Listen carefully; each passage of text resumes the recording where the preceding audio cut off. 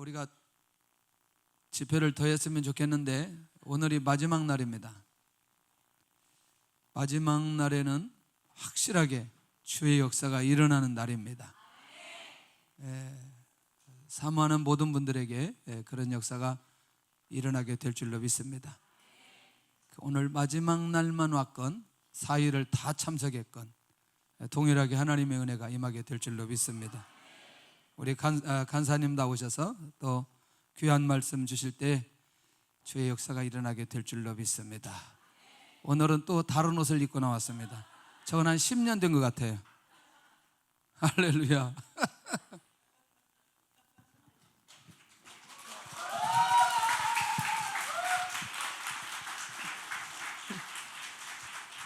제가 우리 이기동 목사님을 촌스럽다고 하는 이유가 여기에 있습니다. 옷을 못 알아보잖아요. 우리 목사님 아리로 양복과 그 안에 속옷까지 다 털고 그 차신 시계값까지 다 합해도 이 지금 이번 난방을 못 살 겁니다.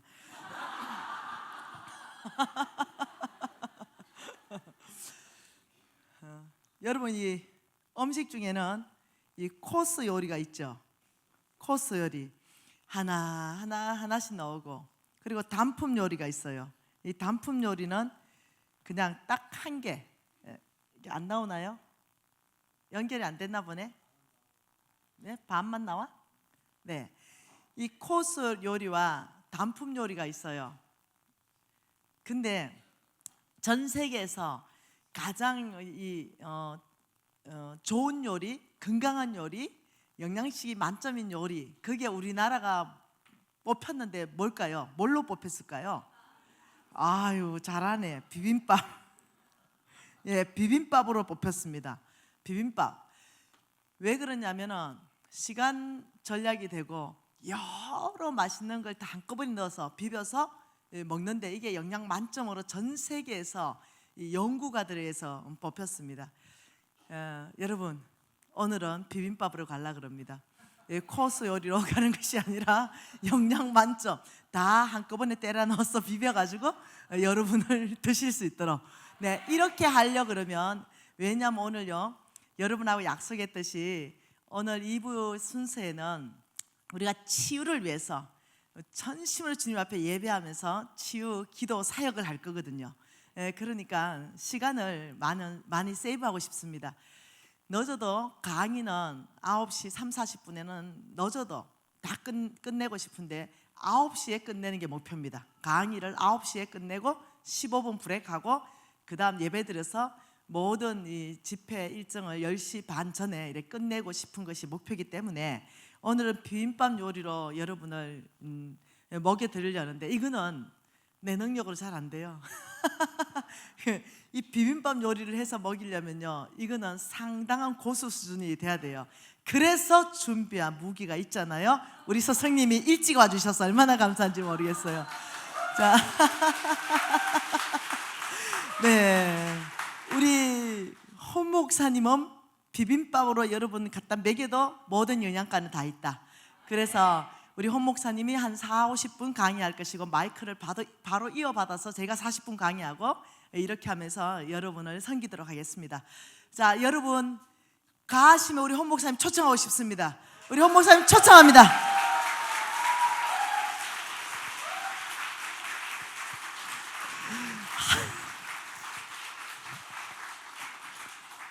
사랑하는 목사님, 한 번도 제가 얘기한 적 없습니다. 오늘 지금 적석에서 모신 겁니다. 일찍 와주셔가지고, 예, 목사님 오늘 네 그냥 성령 이끄시는 대로 하십시오. 예, 또 제가 받아서 하겠습니다. 할렐루야.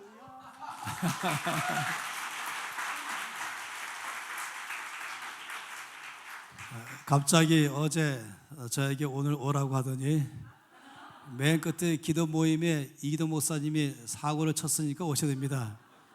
제가 마침 이제 다음 몇 주 후에는 쉐마 말씀 학교가 시작되기 때문에 어제와 오늘 이틀을 시간을 완전히 비워가지고 지금 학교 준비를 하는 과정이 있었습니다. 그런데 저를 이렇게 불러내셨어요. 할렐루야. 물론 당연히 제가 이 3번 세관한 교회는 늘 왔었기 때문에 별 어려움은 없지만은 지난 10월 달과 지금까지는 이스라엘, 요르단 또 말레이시아 갔다 오는 바람에 여러분을 못 만나다가 또 이제 새생명 축제를 2주간 연속하니까 못 만나다가 오늘 만났습니다. 그랬더니 이 목사님의 첫마디 말씀이 아주 오랜만에 만났습니다라고 할 정도로 매주 만나다가 이러니까 아주 오랜만입니다. 이번 이 주간에는 우리가 이 왕의 제정 부흥회를 열고 있죠.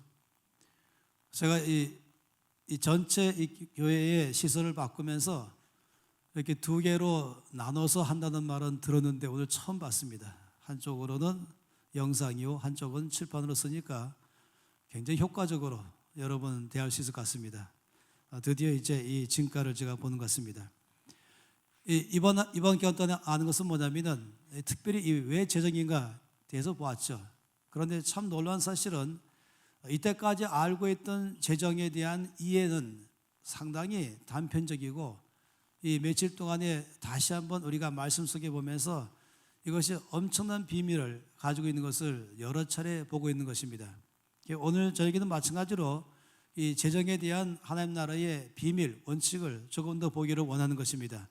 고린도후서 9장 말씀을 다 펴도록 하죠. 고린도후서 9장입니다. 5절 말씀에서 11절까지 말씀을 먼저 보도록 하죠. 9장 5절에서 11절 말씀, 아마 여러분이 이번 주간에 보았을 거라고도 생각하지만 한번 다시 쭉 보겠습니다. 다시 한번 읽어나가겠습니다. 5절 읽겠습니다. 그러므로 내가 이 형제들로 먼저 너에게 가서 너희가 전에 약속한 연보를 미리 준비하게 하도록 권면하는 것이 필요한 줄 생각하였노니 이렇게 준비하여야 참 연보답고 억지가 아니니라. 일단 5절 말씀을 봤습니다. 일단 5절 말씀 안에 볼 때 5절 말씀은 지금 연보를 말씀하고 있습니다. 다시 말하면 이 재물을 어떻게 사용하는가, 재물을 사용해서 하나님 앞에 예물을 드리도록, 헌금을 드리도록 하면서 미리 준비했다가 드려라, 이렇게 지금 말씀을 하는 것이죠. 그런 다음에 6절 말씀을 읽겠습니다. 이것이 곧 적게 심는 자는 적게 거두고 많이 심는 자는 많이 거둔다 하는 말이로다.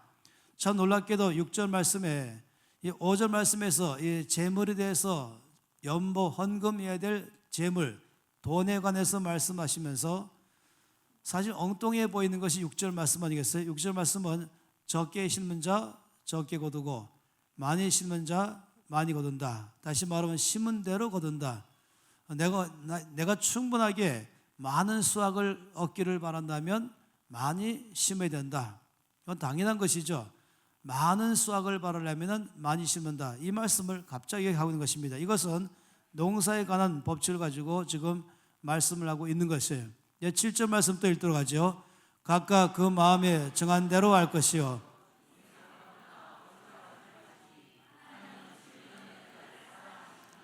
이제 또 말씀하는 것은 어떻게 헌금할 것인가, 재물을 가지고 주는 삶을 어떻게 살 것인가 말할 때에 즐겨내야 된다. 또 인색함을 하지 말라, 억지로 하지 말라, 그리고 각각 마음에 정한 대로 하라 하시면서 다시 또 재물을 사용하는 원칙을 말씀을 하고 있습니다. 8절 말씀 읽도록 하죠. 하나님이 능히 모든 은혜를 너에게 넘치게 하시나니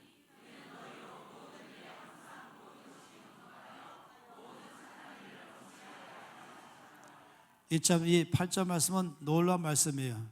이 말씀 자체가 갖고 있는 것은 충분한 것, 풍성한 것, 넘치는 것, 다 들어가 있어요. 한 절 말씀 속에 모든이란 단어가 4번 나오고 있죠. 모든 은혜, 모든 일, 또 모든 것이 넉넉하고 또 착한 일도 모든 착한 일, 이렇게 말씀하고 있고, 또 넘치게란 단어가 2번 나오고, 또 능히란 말이 나오고, 또 항상이란 말이 나오면서 이 8절 말씀은 굉장한 말씀을 하고 있습니다. 이 말씀을 보다 보면은 이 말씀 안에는 재물을 사용할 때에도 말씀하면서도 또 내용을 보니까 농사에 대해서도 말씀하고 있습니다. 이 8절은 재물의 원칙도 말하고 동시에 이것은 농사의 원칙과 동일하다 하는 것을 말씀을 하고 있습니다. 9절 말씀도 다 같이 읽도록 하죠. 기록된 바 그가 흩어 가난한 자들에게 주었으니 그 이가 영원토록 있느니라 함과 같으니라. 여기 말씀에 재물을 주되 가난한 자들에게 주라, 이러면 이것이 영원한 의가 된다라고 말씀을 하는데, 또 흩어주라 라고 말하고 보니까 하나는 먼저 농사를 말한 방식으로, 우리가 이 농사 지을 때 씨를 뿌리잖아요. 씨를 뿌린 사람이 한 주먹 씨를 가지고 한 곳에다 부어보는 법이 없는 것입니다. 그러면 곤란하지요. 여러분이 이 씨를 가지고 농사를 지어보면 알겠지만은 이 밭에 전체 흩어 뿌려야 되는 것입니다. 흩어 뿌려야 씨가 떨어지면서 거기서부터 열매를 맺는 것이에요. 따라서 흩어라는 단어를 사용하고 동시에 재물을 또 주는데 농사 짓는 방식으로 재물을 지어라 라고 말씀해서 이번에도 농사와 재물, 8절과는 정반대적인 순서로 말했지만은 둘 다 다시 또 농사와 재물, 또 재물과 농사, 이렇게 8절 9절에서 말씀을 하고 있습니다.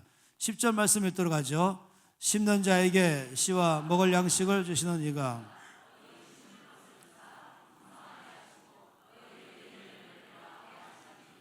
우리가 분명히 봐도 여기는 심는다, 또 먹는다, 풍성하게 거두게 한다, 그러니까 열매가 많다. 당연히 여기선 농사 얘기를 지금 하고 있는 것입니다. 마지막으로 11절 말씀을 읽겠습니다.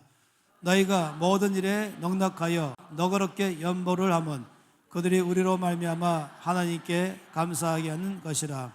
당연히 여기는 이제 재물을 사용해서 하나님 앞에 헌금하는 것, 또 주는 것, 이 재물을 어떻게 올바르게 사용할 것인가, 이 말씀을 여기서 하고 있는 것이죠. 넉넉하고 너그럽게 그렇게 하라라고 지금 말씀을 하고 있습니다. 이 말씀들을 우리가 쭉 보다 보면은 여기서 성경에서 우리에게 말씀하는 바를 알 수 있어요. 처음에는 재물을 말씀했잖아요. 그 다음에는 이제 재물 다음에는 농사를 말씀했습니다. 그리고 다시 재물을 말씀했죠. 그 다음에는 이제 이 재물과 농사를 같이 말씀했습니다. 그 다음에는 농사와 재물을 말씀했습니다. 그 다음에는 농사를 말씀하시고, 이게 아니죠. 농사를 말씀하시고, 그럼 맨 마지막으로는 재물을 말씀하고 있습니다. 여러분이 지금 이 성경 말씀을 보다 보면은 하나님께서 우리 가운데 하시는 메시지가 있는 것이에요. 재물을 사용하는 것이 원칙이 있다는 것입니다. 재물을 사용하는 원칙이 어떤 원칙과 똑같냐면은 농사 짓는 것과 똑같다라고 말씀하고 있어요. 그러다 보니까 처음에 재물을 말씀하시고, 그 다음에는 농사를 말씀하시고, 또 재물을 말씀하시고, 그 다음에는 재물과 농사가 같은 원칙인 걸 말씀하시고, 또 반복해서 거꾸로 다시금 또 농사와 재물이 같은 원칙을 말한 것이고, 다시 또 농사 또 재물 말씀했습니다. 아시는 것처럼 주께서 지금 말씀하시고자 하는 것은 농사가 아닙니다. 재물인 것입니다. 재물을 어떻게 사용하는 게 성경적인가? 지금 이번 집회에 내내 다루는 것이 바로 재물이잖아요. 그러는데 주께서 우리 가운데 알기를 바라는 게 뭐냐면은 이 재물을 다루는 모든 법칙과 농사 짓는 것과 똑같다, 이렇게 지금 말씀을 하고 있는 것이에요. 이것이 비밀이거든요. 이 비밀을 아는 순간부터 확 달라져 버려요. 정말로 오늘 이제 이 집회를 끝나면서 주께서 여러분 모두에게 이 비밀을 깊이 계시하기를 바랍니다. 그래서 이 비밀을 아는 자 되기를 바랍니다. 그러면 정말로 나의 삶에 주께서 재물을 통해서 역사하신 것을 우리가 깊이 이해하게 되고, 그리고는 앞으로 주께서 여러분을 통해서 놀라운 일을 행할 줄 믿습니다. 여러분 생각해 보세요. 이 창세기 1장 말씀부터 보면은 하나님께서 일하시는 방법이 참 놀랍습니다. 1장에 보면은 주께서 이제 채소를 만드셨습니다. 또 동시에 같은 시간에 또 나무를 만드셨습니다. 근데 나중에 여러분이 보세요. 하나님께서 채소를 만드실 때에는 거기에 씨 가진 채소라고 말했습니다. 그러니까 씨가 없는 건 아니에요. 씨가 있어야 되는 것입니다. 또 나무를 만들 때는 열매 맺는 나무, 열매를 내는 나무라고 말했습니다. 그래서 나무는 열매가 있어야 되고 채소는 씨가 있어야 된다라고 말합니다. 왜 그런지 아시죠? 예를 들어서 여러분 아시잖아요. 이 사과나무 한 그루 안에 사과를 하나 심어서, 사과 씨 하나 심어서 나온 게 사과나무잖아요. 그 사과나무가 쭉 자라나는데 6년 걸리거든요. 6년 후부터 열매를 맺기 시작하는데, 포도나무는 3년 후에 여신 것이고, 딸기는 채소니까 그 해에 심고 그 해에 거두죠. 딸기는 매년, 그리고 포도나무는 심은 지 3년 후부터, 사과나무는 심은 지 6년 후부터 열매를 따게 되어 있습니다. 그런데 사과를 아시잖아요. 사과 안에 꼭 씨를 주었습니다. 그 씨가 여러 개 있지 않습니까? 그중 씨 하나가 땅속에 들어가서 쭉 자라나서 어마어마하게 큰 사과나무가 되었고, 거기에 사과가 몇 개 맺히는가 하는 것이, 사과 몇 개 나오는가, 놀랍지 않습니까? 또 여러분, 이 채소의 씨를 알죠? 그 채소 씨를 가지고 그 많은 씨앗을 하나를 씌우면 또 이렇게 큰 채소가 되고, 그 채소 안에 또 엄청 많은 씨가 나오는 것입니다. 그건 일반적으로 봐도 이거 보통 문제가 아닙니다. 이것이 주께서 지금 농사에 대한 얘기를 하는 것입니다. 근데 농사를 얘기하시면서 재물을 다룰 때도 농사와 동일한 방식으로 재물을 다룬다, 이렇게 말씀을 하고 있어요. 그러다 보니까 전 여기서 이제 이미 여러분이 쭉 말씀 보았기 때문에 제가 잠깐 말씀드리고 싶은 것은 10절 말씀입니다. 9장 10절 한 절 말씀 안에서 이런 배경을 가지고 이런 농사를 짓는 법칙과 재물을 통해서 일하시는 하나님 나라의 법칙은 똑같다 하는 것을 기억하시면서 이제 10절 말씀 보게 되면은 여러분이 훨씬 더 이해가 생길 거라고 보고 있습니다. 한번 다시 9장 10절 말씀을 읽겠습니다. 심는 자에게 씨와 먹을 양식을 주시는 이가 너희 심을 것을 주사 풍성하게 하시고 너희 의의 열매를 더하게 하시리니. 여기 말씀 보면은 이제 농사를 갖다가 이제 심었잖아요. 심으면은 수확이 있게 됐습니다. 수확했죠. 그럼 수확한 것을 가지고 바로 이걸 전부 다 먹는다 라고 한다면 참 곤란합니다. 제가 자주 이제 감자 농사를 가지고 예를 많이 드는데, 제가 이 감자를 여러 번 농사를 지어봐서 그래서 하는 것이에요. 저는 감자 옥수수를 강원도 5년간 사는 동안에 무지 많이 심었습니다. 강원도 그러면은 대표적인 작물이 감자와 옥수수입니다. 예를 들어서 감자 100가마를 이제 수확했습니다.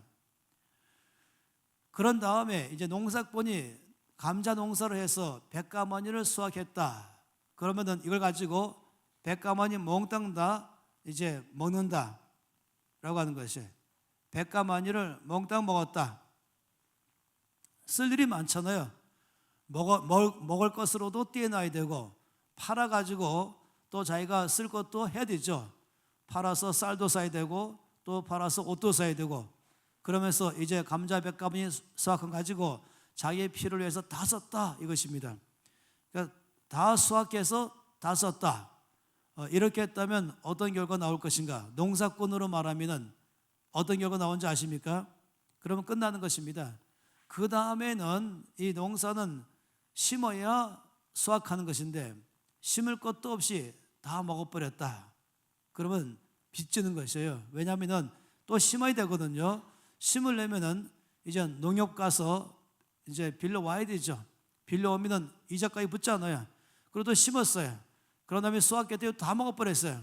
그건 또 빌려오죠. 그 이자가 또 붙는 것이에요. 그건 매년 빚만 늘어나기 시작하는 건 뻔한 일인 것입니다. 그 빚은 갈수록 더 커져가기 시작하겠죠. 근데 어떤 농사꾼도 그런 식으로 농사를 짓는 법은 없습니다. 농사꾼이 100가마니를 갖다가 이제 수확했다면 당연히 여기서는 농사꾼은 절대로 이런 식으로 하지 않죠. 당연히 여기서 어떻게 합니까? 분리시키는 것이에요. 감자 농사를 해갖고 땅에서부터 감자를 끌어올린 다음에, 물론 아시죠? 감자는 땅속에서 나온다. 이건 사실 다 아죠. 위에 줄기를 잡고 잡아당기면은 거기서 감자가 올라온다. 근데 고구마보다는 이 감자는 훨씬 더 땅속에서 떨어지기 쉽기 때문에 땅을 잘 파야 돼요. 고구마는 좀 더 부드러운 땅에서, 땅콩은 아주 부드러운 땅에서 쑥 올라가죠. 그런데 이 좋은 땅에다가 감자를 심으면은 굉장히 수확이 많고, 아주 안 좋은 땅에 심으면은 도마도만한 그런 감자도 제가 거둬봤었어요. 땅에 따라서 수확량이 달라지는 것입니다. 그래서 씨 뿌리는 비율을 말하면서 길가냐, 돌짝밭이냐, 가지떡이 밭이냐 좋은 땅이냐. 농사꾼이라면 당연히 좋은 땅을 만들어서 많은 열매를 거두는 것이 농사꾼의 의미죠.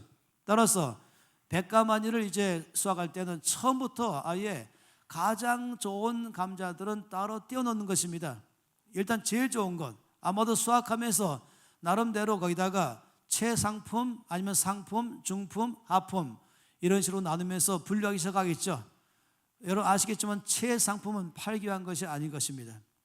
저 같으면은 최상품은 다음 해에 심을 씨 감자인 것이에요. 이건 심을 씨인 것이죠. 제일 좋은 것을 심을 씨를 따로 떼어놓고 그 다음에 가서야 먹을 것입니다.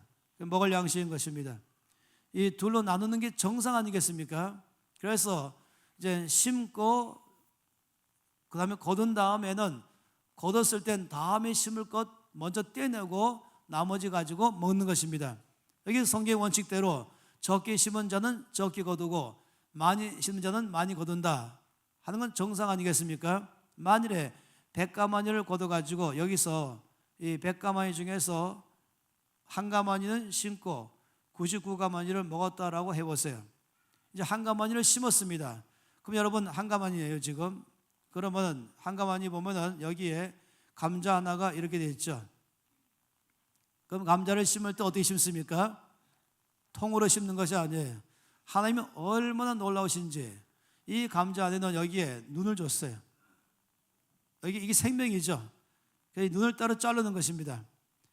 그러니까 보통은 4등분에서 5등분까지를 잘라서 심는 것입니다. 심으면은 이 4분의 1을 심었더니 여기서 통감자가 좋은 땅에 심을 때는 20개 나옵니다. 안 좋은 땅에 심으면은 10개 나오는 것이에요. 좋은 땅에 심을 때 20개, 안 좋은 땅에는 10개인 것입니다. 따라서 여러분 한마디로 말하면 이 감자 하나에서 모두 몇 개 나오는 것이에요? 감자 하나에서 80개가 나오는 것입니다. 4분의 1씩 해서 20개니까 따라서 한 가마니를 심었다면 얼마 나오겠습니까? 80가마니 나오는 것이죠. 80배가 되기 때문에 그건 그 다음에 한 가마니 심으면은 80가마 나오는 것, 이거는 적게 나오는 것이에요. 일반적으로 저는 5등분까지 합니다. 그럼 100가마 나오는 것이에요. 가장 좋은 것은 이제 이 한 개를 갖다가 이 눈이 주께서 참으로 많이 드셔가지고 5등분 내고 씌우면 감자 하나에서 모두 100개가 나오는 것입니다. 그러면 한 가마니를 씌우면은 100가마를 거두는 것이죠. 그러면 이 사람이 100가마를 거둔 다음에 다시 또 한 가마니는 심을 씨감는 감자고 나머지 99가마니를 또 먹었습니다. 그러면 그 다음에 또 어떻게 됐습니까? 그 다음에도 여전히 또 100가마니인 것이에요. 100가마니를 거두고 한 가마니를 심고 99가마니를 먹으면 여전히 그 다음에도 똑같은 수확인 것이에요. 그런데 만일에 이 농부가 굉장한 결정을 내렸어요. 결정 어떻게 하냐면은 제일 아까 첫 번째 바보는 어떻게 한다? 100가마니 수확해서 100가마니 몽땅 먹는다. 이런 사람 뭐라고요? 매년 빚이 늘어난다. 갈수록 늘어나는 것이에요. 수확 거는 대로 다 먹어버린 것이에요.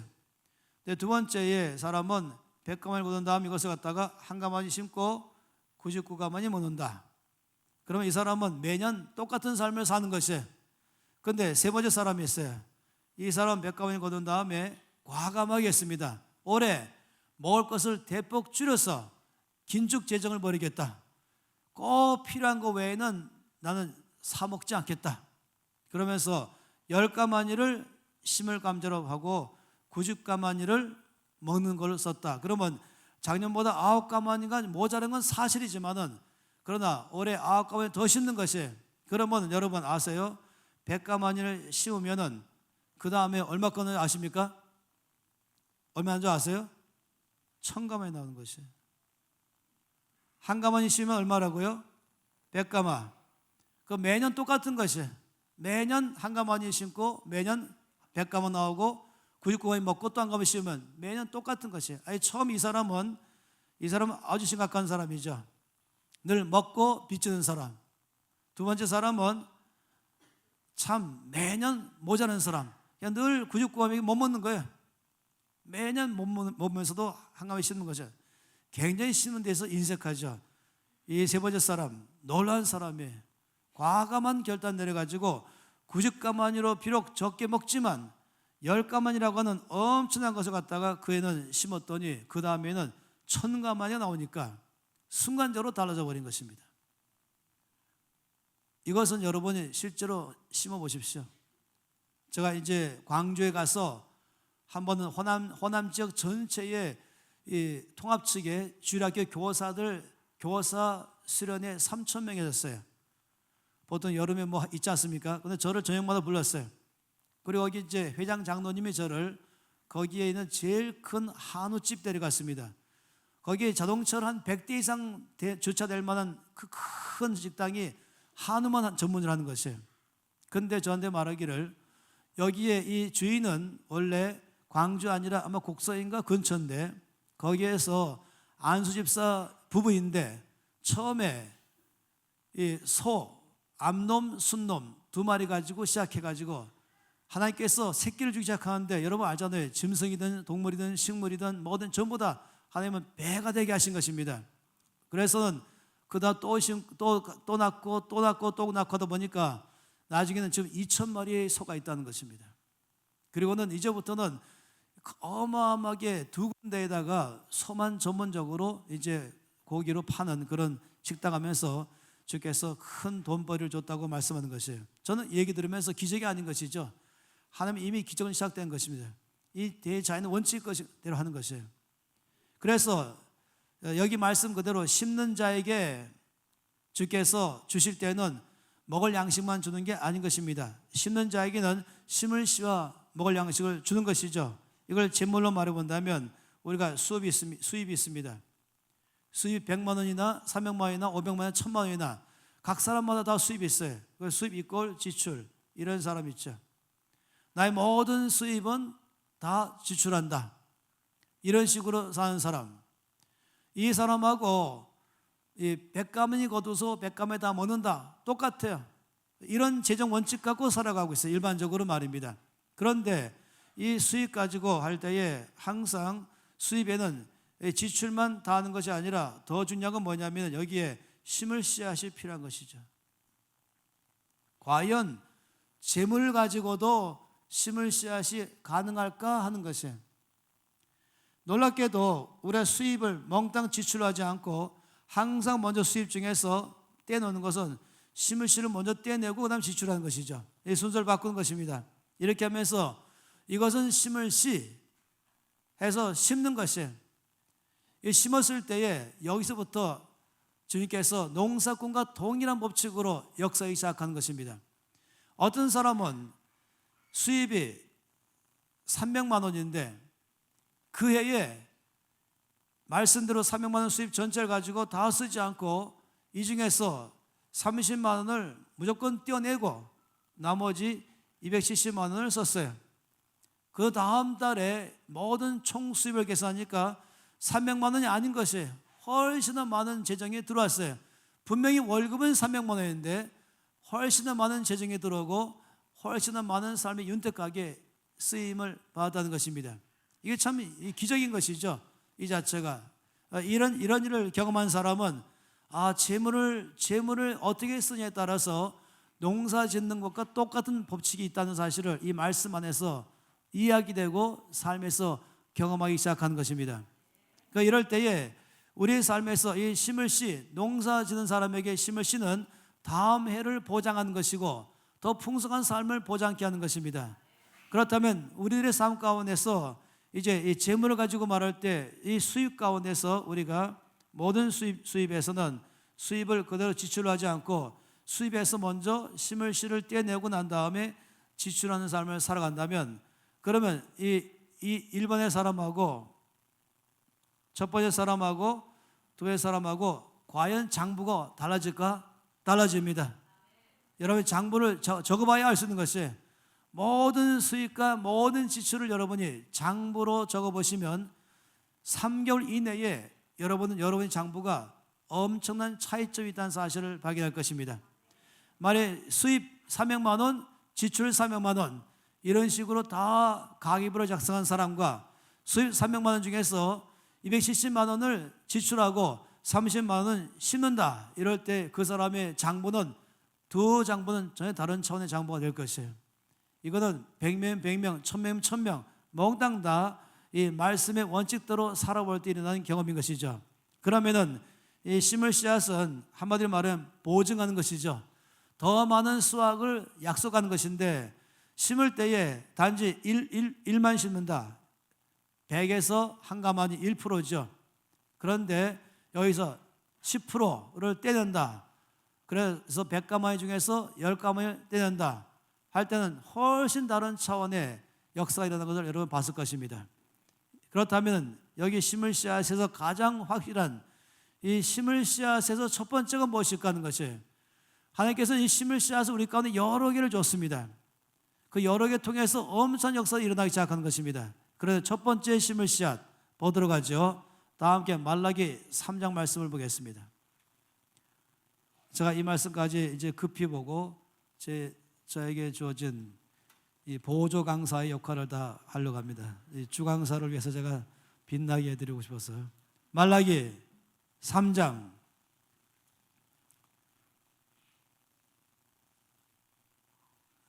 자 3장 말씀 가운데 8절과 9절 두 절 말씀 먼저 읽겠습니다. 사람이 어찌 하나님의 것을 도둑질하겠느냐? 그러나 너희는 나의 것을 도둑질하고도 말하기를 우리가 어떻게 주의 것을 도둑질하였나이까 하는도다. 이는 곧 11조와 봉헌물이라.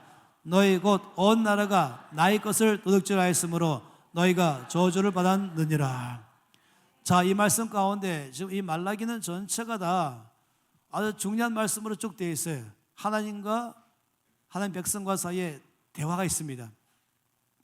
여기 대화는 뭐냐면 너희들은 내 것을 도둑질했다. 너희들은 도둑이다 라고 말했죠. 그랬더니 백성들이 아니 우리가 왜 주의 것을 도둑질했습니까? 어떻게 그런 일이 가능합니까? 우리는 상상도 못합니다. 어떻게 하나님 것을 훔쳐갑니까? 그랬더니 지금 말씀하기를 11조와 봉헌물이 바로 그것이다 라고 말한 것이에요. 이 뭘 말하는 것입니까? 다시 말하면 이 11조와 봉헌물이 주님의 것인데 주님께 드리지 않으니까 이것이 바로 도둑이다 라고 말한 것입니다. 다시 말하면 이 말씀 보면은 11조 내 것이 아니라는 것이에요. 11조는 처음부터 주의 것입니다. 그래서 처음부터 내가 믿음이 좋아서 11조를 한다 이게 아니라는 것이에요. 따라 나는 지금 믿음이 없으니까 믿음이 있을 때 언젠가 하겠다 그렇게 생각하신다면 착각인 것입니다. 다시 말하면 농사꾼이 농사 지을 때에 100가마니를 수확할 때 몽땅 다 내 것이니까 다 내 마음대로 쓴다는 것이 아니라 반드시 여기서는 심을 씨앗을 떼내는 것은 목숨 걸고 떼내는 것이죠. 그렇다면 죽는 것이에요. 빚지는 것이죠. 따라서 어떤 농부라도 바보가 아닌 이상은 항상 이 먹을 것 중에서 먹지 않고 처음부터 이건 먹을 것 아니다 라고 떼내잖아요. 마찬가지로 11조는 처음부터 내 것이 아니라고 말한 것입니다. 주님 말씀은 주의 것이다 이렇게 말씀했습니다. 그러면서 이렇게 말씀해 결과는 뭐냐면은 저주받았다. 참 재밌어요. 11조를 하면은 이제 조금 이따 보겠지만 축복받지만 이거 말하지 마세요. 11조를 하면은 축복이지만 안 하면 저주다. 불편하시겠지만은 말씀 그대로인 것입니다. 그런데 왜 주께서 이렇게 강력하게 말씀했을까? 주께서 뭐가 아쉬워서 그랬을까? 여러분 하나님을 이해하셔야 될 것은 하나님은 언제나 우리를 위해서 말씀하십니다. 하나님은 전적 우리를 사랑하십니다. 그런데 아예 도둑이다라고까지 말씀하시면서 저주를 받는다까지 말씀했다면은 우리가 오해하지 말아야 할 것은 하나님도 돈이 필요한가 보다. 제가 최근에 또 한 번 어떤 아주 유명한 신학 전문한 사람이 11조에 대해서 비방하면서 이걸 가지고 오해를 많이 하는 것이에요. 마치 이것이 무슨 교회 상납금처럼 교회 운영비처럼 마치 교회에서는 11조를 강조한 이유가 여러분이 11조해야 교회가 운영됩니다. 마치 교회가 사정하는 거죠. 11조 안 되면 교회 운영이 안 됩니다. 이걸 거꾸로 말하면 하나님 입장에 본다면 너희가 11조 안 내면 난 나의 일을 못하겠다. 절대 오해하지 마세요. 성경 말씀 전체를 보니까 천지가 다 나의 것이다. 만물이 나의 것이다. 하늘과 땅이 나의 것이다. 특히 이 시편 50편 말씀에서나 미가에서 6장 말씀 볼 때마다 내가 돈이 부족해서 내가 뭐가 모자라서 너에게 달라고 말하더냐? 여러분, 하나님 오해하지 마세요. 그런데 하나님께서 이 정도로 말씀할 때는 뭔지 아시죠? 그건 더 큰 우리를 위한 축복 때문에 말씀하는 것이에요. 하나님의 본심은 그 다음에 있었습니다. 본심은 10절 말씀부터 있는 것이에요. 3장 10절에서 12절까지가 왜 11절을 이만큼이나 강력하게 말씀하시는가? 본심이 있어요. 함께 주님이 본심을 읽겠습니다. 10절부터 읽겠습니다. 만군의 여호와가 일어나라. 너희의 온전한 11절을 창고에 들여 나의 집에 양식이 있게 하고 그것으로 나를 시험하여 내가 하늘 문을 열고 너희에게 복을 쌓을 것이 없도록 붙지 아니하나 보라.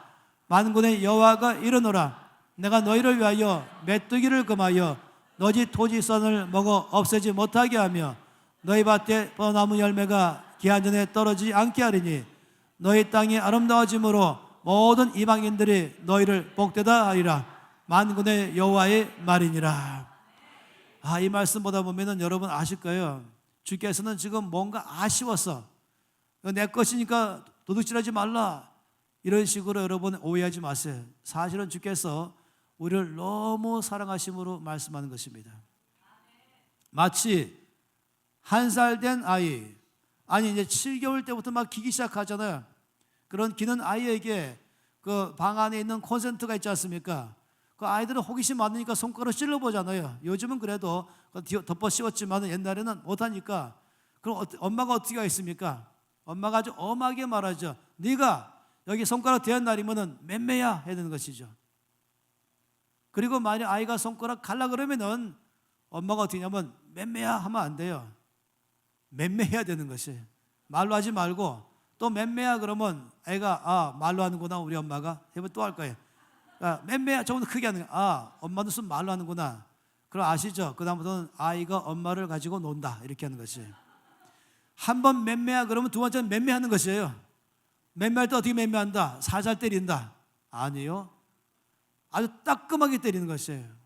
그래서 애가 펑펑 우는데 이제 아는 거예요. 절대 손대면 안 된다. 혹시 아이가 생각하기를 엄마가 너를 미워해 이렇게 말할지 모르겠어요. 아니죠. 엄마가 왜 이렇게 심하게 말합니까? 생명의 문제이기 때문에. 만약 칼이 있어요. 그 아이에게 이 칼에 대해서 엄마가 아주 철저하게 대하기 시작하죠. 아이 갖고 싶지만 너 절대 안 돼. 그 엄마는 내 거 빼앗아간 엄마야. 혹시 오해할지 모르지만 아니요. 네가 크면 주겠다. 위험하죠. 이것이 사랑으로 하는 것입니다. 그러니까 이 말씀인 것이 여러분 11절을 오해하지 마십시오. 주님은 사실 이 말씀처럼 축복하기 위한 것입니다. 여기 10절 말씀인 것처럼 너희의 온전한 11절을 창고에 들여. 다시 말하면 온전한 11절란 말은 이 수입에서 10%를 말하는 게 아니라 수입에서 내가 공적으로 제할 거 다 제하고 회사에서 제할 거 다 제하고 순수입에 말하는 것이죠. 순수입. 그러니까 총 지출 다 한 다음에 필요한 모든 것 지출한 다음에 나에게 순전히 돌아오는 것, 그 순이익의 10분의 1을 말한 것입니다. 따라서 온전한 11절을 말한 것이죠. 그 중에서 9%나 8%도 아니고 정확하게 10%인 것이에요. 11%도 말고 12%도 말고 그냥 10%인 것이에요. 일단은 10분의 1을 따로 떼는 것이에요. 구약에는 어떻게 하냐면 양을 할 때도 이 양을 목자가 쉴 때 한 마리, 두 마리 쉴 때에 9마리, 10번째 마리 딱 너 일로 가. 11, 12, 19, 20 너 일로 가. 그다음에 29, 30 너 일로 가. 막대기로 심해서 딱 떼내는 것이 처음부터. 처음부터 떼내는 것이죠. 처음에 나한테 손에 돈이 들어올 때부터 딱 처음 떼내는 것이. 이건 주님의 것. 이건 주님의 것. 하지만 보세요.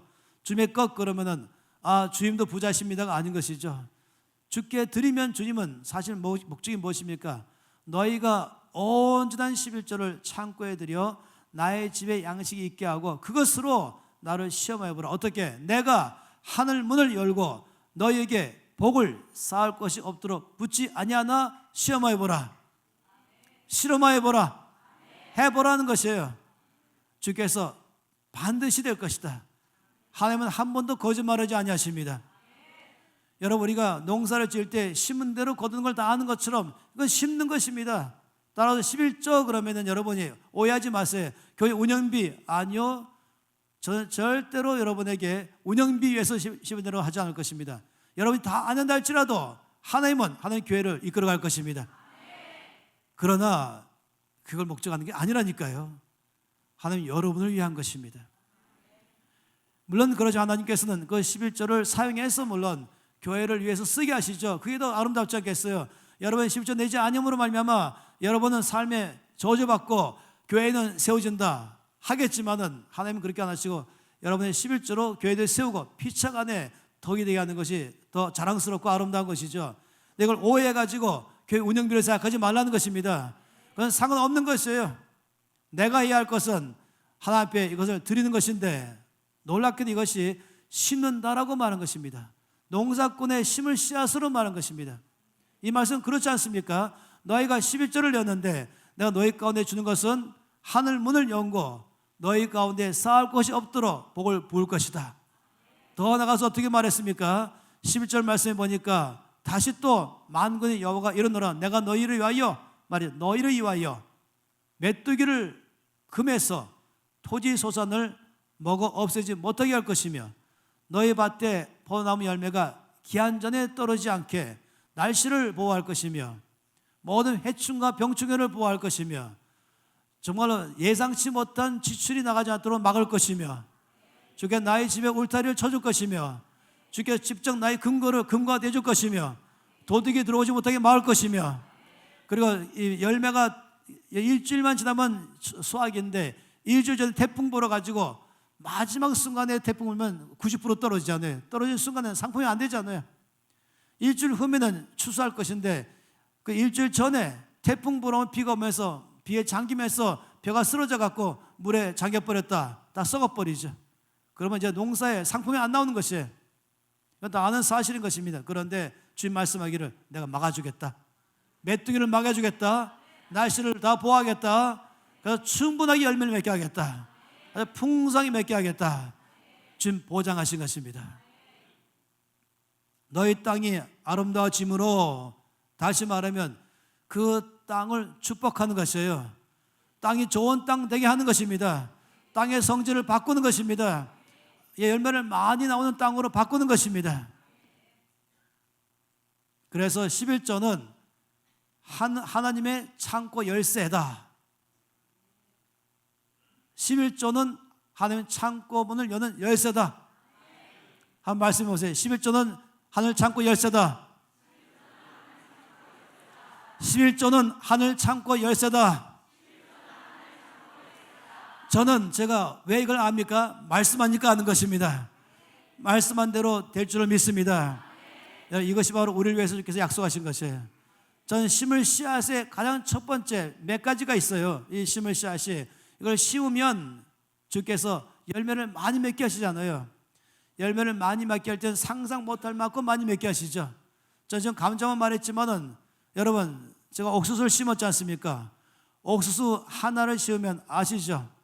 옥수수를 심을 때에 옥수수는 거친 땅에도 자라나요. 감자는 조금 그래도 덜 거칠어야 되지만 옥수수는 거친 땅에도 그냥 심으면 막 자라나기 시작한 거예요. 근데 옥수수와 감자 같이 심으면 큰일 납니다. 감자 다 죽어버려요. 옥수수 이 뿌리가 아주 막 퍼치기 때문에. 근데 옥수수를 씌우면은 쭉 옥수수 자라나잖아요. 자라나면서 옆에 옥수수가 열리죠. 이제 이게 옥수수입니다. 여러분에게 심심할 때 옥수수 한 개에 알이 몇 개인가 씌워보세요. 아마 쉬다가 못 쉴 거예요. 지쳐가지고. 500개 플러스 알파입니다. 하나에. 따라서 이건 옥수수 하나를 심은 거예요. 하나를 심으면 2개가 나오고 합해서 모두 1000개 이상이 나오는 것입니다. 이건 작은 거죠. 해바라기는 또 어떻습니까? 맨드라미는 더 어떻습니까? 제가 맨드라미를 심고 맨드라미 씨앗을 손에 놨을 때는 정말로 눈곱만 하다는 것 아니겠습니까? 좁쌀은 또 어떻습니까? 하나님의 법칙인 것입니다. 이 농사의 법칙에 하나님의 생명 주신 것처럼 놀랍게도 이 재물 가지고 나만 위해서 다 써버리는 사람은 똑같아요. 옥수수 두 개를 다 내가 먹었다. 그건 이게 끝나는 것이에요. 근데 한 개 먹고 한 개 심었다. 이러면은 비록 두 개 중에 한 개를 먹고 하나는 심었으면 아까운 게 아니죠. 거의 1000개가 1000알이 나오는 것이에요. 아니, 이 옥수수 한 개 안에서 나오니까 더 상상 더 큰 거죠. 한 알에 1000알이기 때문에 한마디 말하면 1000개 옥수수 나오는 것입니다. 이게 주나라의 법칙입니다. 그런데 성경에서 이 말씀하시면서 말씀한 것은 재물도 하나님은 동일한 원칙으로 역사하신다. 왜 어떤 사람들은 월급은 동일한데 말씀대로 재물을 사용하니까 빚 갚기를 LTE급으로 갚는다. 왜 그런 일이 가능합니까? 이 원칙 모르는 사람은요 다 뻥이라고 말할 거예요. 이 원칙은 이 재물과 농사 법칙이 똑같은 비밀을 모르는 사람은 도대체 재물을 가지고 100만 원 100만 원이지 왜 100만 원이 1000만 원 되냐? 이해 안 되는 것이죠. 그건 주식에 할 것인가? 펀드에 넣나? 아니면 어디다 넣어서 높은 이자 놀이 하나? 사채 놀이 하나? 알지 모르겠 아니요. 아무리 그렇게 해도 심는 거에 비하면 아무것도 아닌 것입니다.